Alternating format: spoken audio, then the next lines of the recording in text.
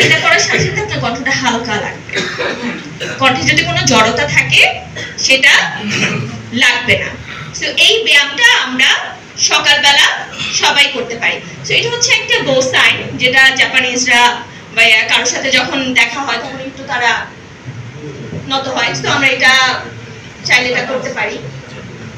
আমরা একটু লিসেনিং এ চলে যাই না? ওকে, আমি একটু ফার্স্ট আরেকটা গুরুত্বপূর্ণ জিনিস, পিছনে আপু আছেন, আপনি একটু চলে আসবেন সামনে। ইয়েস, আপনি, আপুর নাম কি? স্বর্ণালী। ওকে, স্বর্ণালী আপু চলে আসেন একটু সামনে। স্বর্ণালী আপুর জন্য একটা জোরে করতালি। এই ভাইয়া আপনাদের এখন পর্যন্ত কোবরা করতালি কি শিখায়নি? আচ্ছা, তাহলে তার আগে আমরা একটা কোবরা করতালি শিখি। সো আমাদের হাতটা সবাই একটু সাপের মতো করে, তো কোবরা সাপ চিনি? কোবরা, কোকড়া, আমাদের, আমিও দক্ষিণাঞ্চলের মানুষ, আমরা জাতি সাপ, জাইদ সাপ। আমরা একটু জাইদ সাপের মতো হাতটা করি। এবার ডান হাতটা একটু এরকম করবো। এবার আসলে একটু ক্ল্যাপিং করি। আমার সেশনের পরে আপনি এই হাততালিটা দিয়েন, বুঝছেন? তাহলে এই কোবরা করতালিটা হচ্ছে প্রচুর আওয়াজ হয়। তাই এখন থেকে আমরা কোন করতালি দিব?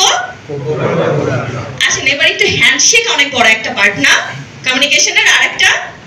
আসেন একটু আমি আপুর সাথে হ্যান্ডশেক করি। আপু আমার সাথে হ্যান্ডশেক করাচ্ছে। ডেড ফিশ, এই যে একজন বলে ফেলছে এটা তো আপু ডেড ফিশ, মানে মাছটা মরে গেছে। হ্যান্ডশেক কিভাবে করতে হয় এইটারও একটা ট্রেনিং আছে।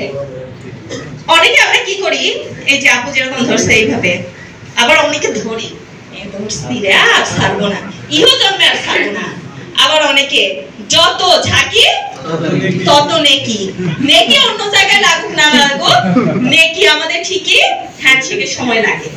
বাট একটা পারফেক্ট হ্যান্ডশেক, যেটাকে ফার্ম হ্যান্ডশেক বা কনফিডেন্স হ্যান্ডশেক বলে, সেটা হচ্ছে আপু হাতটা দিবেন, আমার এলবো বা কোনটা একদম স্ট্রেট থাকবে, আমাকে দেখা যায় পেছন থেকে স্ট্রেট থাকবে, এবং এই চার আঙ্গুল আপু মেলান।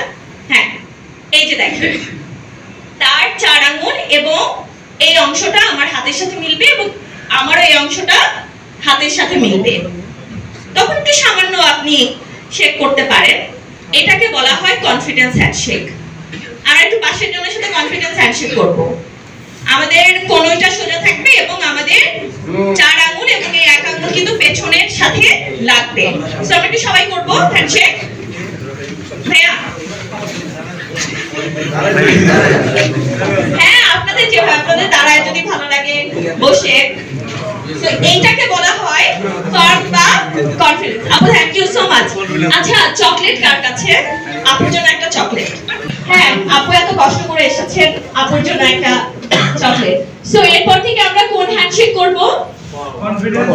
কনফিডেন্স বা ফার্ম হ্যান্ডশেক যেটাকে বলে। এইগুলো আর বলার মতো নেই। এবার আসি লিসেনিং স্কিলসে। আমাকে দেখা যায়? স্পষ্ট দেখা যাচ্ছে? আমার কথা তো শোনা যাচ্ছে না? ওকে, আমি যা বলবো আপনারা তাই করবেন। ওকে, কি বলেছি আমি? আমি যা বলবো আপনারা তাই করবেন। সবাই একটু হাতটা এরকম ধরলাম, এটা একটা টিয়া পাখি, এরকম একটু করব। সুন্দর একটা টিয়া পাখি।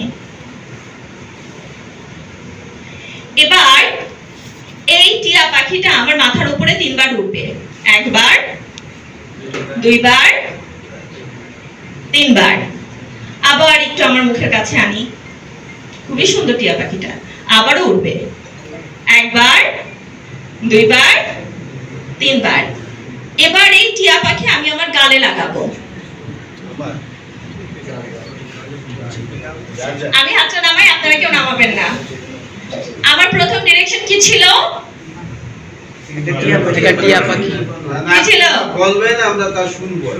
আমি যা বলবো আপনারা তাই করবেন। আমি কি একবারও বলছি আমি যা করবো আপনারা তাই করবেন?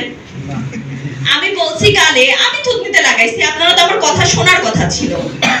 আপনারা তো ম্যাক্সিমামই দেখি থুতনিতে লাগাইছেন। হাতে গোনা ভাইয়া গালে লাগায় আবার থুতনিতে নিচ্ছে। প্রথমে কিন্তু ভাইয়া আমি দেখছি গালে ঠিকই থুকি লাগাইছে, এরপর আবার দেখি থুকিতে নিয়ে আসছে। তার মানে দেখেন ট্রেনার ভুল করলে আপনারাও ভুল করবেন। কিন্তু আমার ডিরেকশন কিন্তু প্রথমে ছিল কিনা? আমি বলছিলাম যে আমি যা বলবো, আমি একবারও বলি নাই আমি যা করব আপনারা তাই করবেন। তার মানে এই জায়গাটাতে কিন্তু লিসেনিং এর বড় একটা বিষয় চলে আসে। ইফেক্টিভলি কারো কথা শোনা, চিলের গল্পের মতন হয়ে যায় না, কান চিলে নিয়ে গেছে। তার মানে হচ্ছে এখানে আরো একটা বিষয় আসে, সেটা হচ্ছে কনসেন্ট্রেশন। আপনি যখন কারো কথা শুনছেন তখন খুব মনোযোগ দিয়ে শুনতে হবে, নাহলে ওই যে থুতনিটা গালে, গালেরটা থুতনিতে চলে আসবে। লিসেনিং এর চমৎকার 3টা পার্ট আছে। এইটা আবিষ্কার করেছেন জ্যামি হার্জেল নামে একজন ভদ্রলোক। তিনি হচ্ছেন ইডিসি কমিউনিকেশনের সিইও এবং ফাউন্ডার। তিনি অনেক গবেষণা করে পেয়েছেন যে আসলে কমিউনিকেশনের ক্ষেত্রে, ইফেক্টিভ কমিউনিকেশনের ক্ষেত্রে ইফেক্টিভ লিসেনিং স্কিলসটা খুবই গুরুত্বপূর্ণ। আমরা মানুষের কথা শুনতে চাই, তাহা মিথ্যা কথা। আমরা কারো কথা শুনতে চাই? ইয়েস, আমরা আসলে নিজের কথা বলতে চাই কিন্তু শুনতে চাই না, বাট এই কথাও শুনতে হবে। সো কথা শোনার 3টা ফর্মুলা আছে। এই 3টার প্রথমটা হচ্ছে অ্যাটেন্টিভ। পিছনে ভাইয়ের নাম জানো কি? আমিনুল ইসলাম। আমিনুল ভাইয়া, প্রথমটা কি? Attentive listening. মানে হচ্ছে কি? মনোযোগ দিয়ে শোনা। দ্বিতীয়টা কি আছে? রেসপন্সিভ। মানে কি? মানে রেসপন্স করা, প্রতিক্রিয়া করা। আর দ্বিতীয়টা হচ্ছে অ্যাক্টিভ। আচ্ছা, তো এটা এবার আমরা একটু বিশ্লেষণে যাই। অফিসের বস ফোন দিচ্ছেন, আমি বাসের মধ্যে। এবার বস ফোন দিচ্ছে, বসের কথা তো শুনতেই হবে, তাই না? কি করি? এক কানে মোবাইল নিয়ে আর এক কানে এইভাবে করে আরেকটা কান বন্ধ করে রাখে যাতে বাইরের নয়েজ না শুনি। মানে খুব মনোযোগ দিয়ে অফিসের বসের কথা শুনতে হবে। এই যে মনোযোগ দিয়ে শোনা, এটা কিন্তু লিসেনিং এর অনেক বড় একটা পার্ট।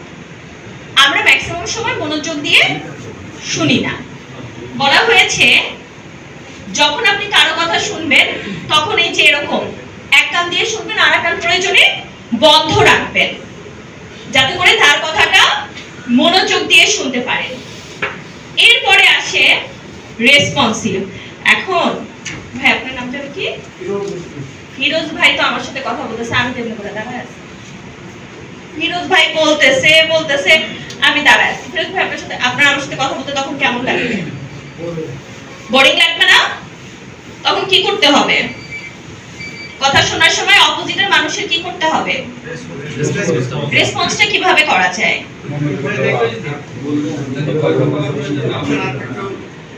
কিভাবে? বডি ল্যাঙ্গুয়েজ বা একটু আমরা এটা ভার্বালিও করতে পারি, নন ভার্বালিও করতে পারি। ও আচ্ছা, তাই নাকি? আবার অনেক সময় আমরা হাসি, মাথা নাড়ি, এটাও কিন্তু রেসপন্সিভ লিসেনিং। তার মানে অ্যাটেন্টিভ হচ্ছে মনোযোগ দিয়ে শোনা, রেসপন্সিভ হচ্ছে দায়িত্ব সহকারে। হ্যাঁ, ইয়েস।